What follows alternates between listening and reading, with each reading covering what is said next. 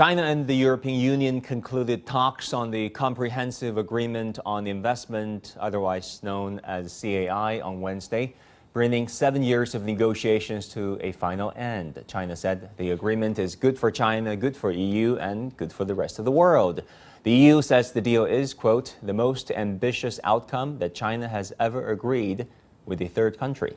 EU officials said the agreement, if ratified, will loosen restrictions on European companies in the Chinese market, meanwhile promoting fair competition and sustainable development in the country. But let's face it, there is opposition in Europe and across the Atlantic from the United States. So what does this agreement really mean for both sides? And will it tip the delicate balance of China-EU-US relations going forward? I'm joined in Beijing by Professor Wang Yiwei, Jean Monnet Chair Professor and Director of Center for EU Studies at Renmin University.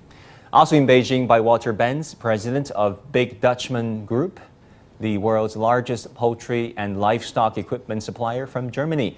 Welcome, gentlemen, and thank you so much for joining us on the New Year's Eve. Happy New Year's Eve to both of you, actually. Let me start with you, Professor Wang. But before we do, I want you to listen to what the Chinese Ministry on Commerce has said about this CAI agreement.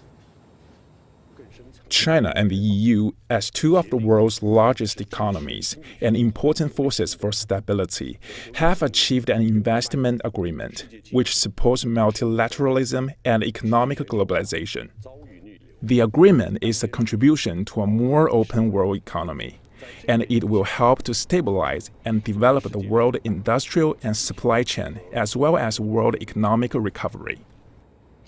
Professor Wang, talk to us about the significance of this deal. It has been many, many years in the making, right? Yes, nearly 8 years. So it's, I think it's a long way, a long march. And how do you expect this deal to work for both China and the European Union? Firstly, timing. The European Union just signed the divorce deal with UK and signed the re-engagement deal with China. That means European Union's, I think, it's the end of the multilateralism. I think it works, and China also be one of the driving forces for the economic globalization. And most importantly, I think, is towards the transition towards sustainable development. Both China and the European Union put forward the CO2 emission neutrality goal. So the investment treaty basically focused on the mutual assessment and also mutual cooperation on that. All right, but Professor Wang, I mean, there are many observers and experts out there saying that Beijing had made, last-minute concessions. There are a lot of concessions that Beijing made in order for this, negotiation to be concluded by the end of the year. So how do you think, first of all, do you think that's true? And how do you foresee this deal benefiting China going forward? Firstly, there is a huge gap between the trade and investment between China and European Union. The Chinese investment to Europe is only 2.5% of the trade volume, so it's a huge space. But there is no the trade investment deal, and then not guarantee the safety and the security of Chinese investment. Secondly, market access is mutual, and China's market access to the infrastructure building and energy, and I think manufacturer investment, including maybe 5G in the future. I think that's very important for China. And also, most importantly, China show the confidence and the vision of high quality and high level open reform. Since China declares to join the negotiation of the CPTPP, so many areas, I think it's overlapping, including the labor rights and the sustainable development. So China want to use this deal to push the Chinese open reform to a very high level and high quality level. So they are very important for China. Yeah, I want to go to our guest in Beijing also, Mr. Benz, and get his side of the take on this deal. Mr. Benz, EU officials say the agreement will open up the Chinese market to European companies, in a whole range of sectors. It will also ensure transparency of subsidies, setting clear rules on technology transfer, for example, level playing field. How do you foresee these provisions helping EU businesses such as yours?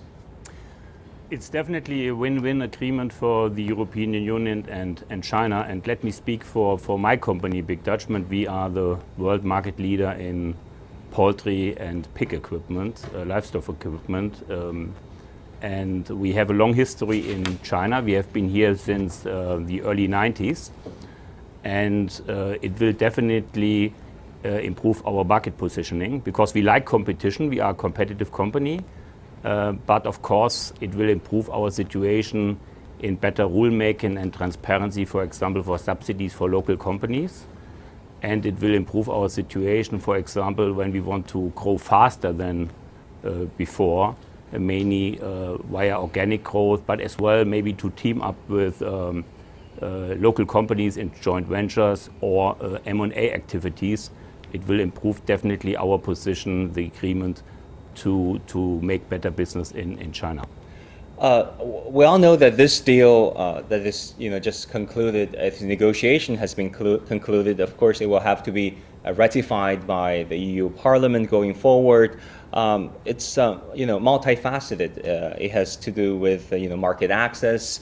It has something to do with leveling the playing field, monitoring of implementation and dispute settlement mechanisms. What items in this negotiation, in this trade deal, is considered most important from your company's perspective? I think transparency and rulemaking. And when we look at the trade agreement, the first trade agreement between the first phase of the trade agreement between US and China, I think the rulemaking part was the most important one for us. So meaning we talk about level playing fields for both parties. And I think this is the most important part for us. And what were the challenges previously? The challenges previously, for example, that local competitors got subsidies and Big Dutchman was not able to get these kind of subsidies in China. And that brought our competitors in China sometimes in a better position than us. And for example, as well, forced technology transfer or things which were maybe copied by local competitors. This made things more complicated for us in China. But I like that this situation has now significantly improved and we are looking really into a bright future in China. All right.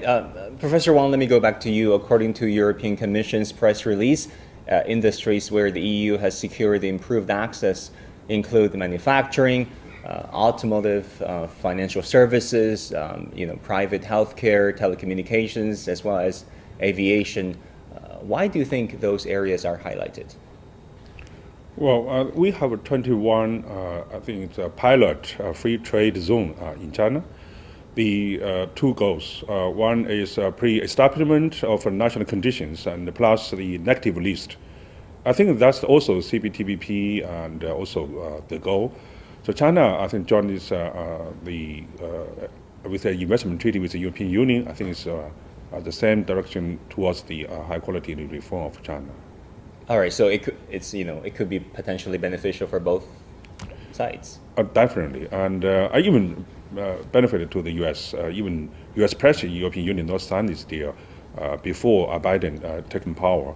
However, I think the European Union made the strategic independent decision that even the China and the U.S. met the first phase of the trade deal, and also not to wait or consult with the European side. So now this is a rebalance, I think, make the European Union has more leverage in the high-level multilateral and investment treaty negotiation, including WTO reform.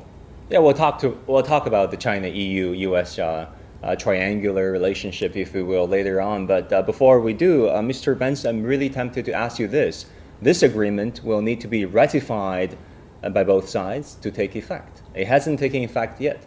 So according to EU officials, Brussels is aiming for the deal to take effect in early 2022. That is still a year from here. And some say the agreement could be a tough sell in Europe, citing concerns over international labor standards, human rights, issues like that. Do you foresee obstacles, when it comes to ratification by the EU Parliament?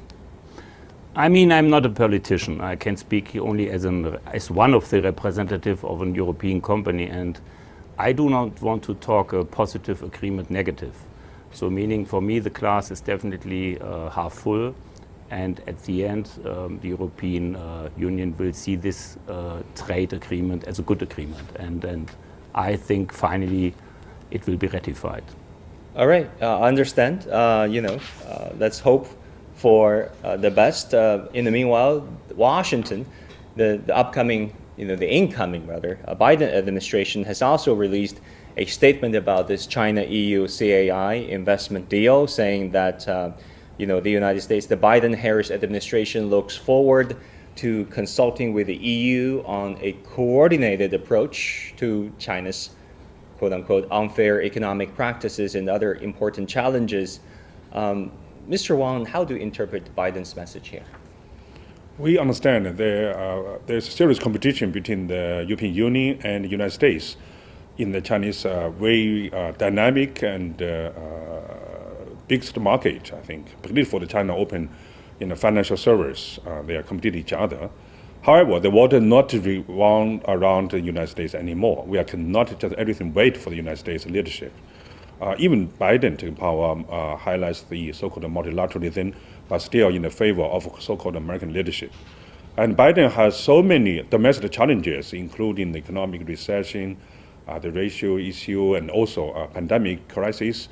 So I don't think that Biden can really want to lead in the bilateral or even multilateral investment and trade negotiation in the world. So China and the European Union work together. I think that's to show they can also co-lead in guiding the economic globalization.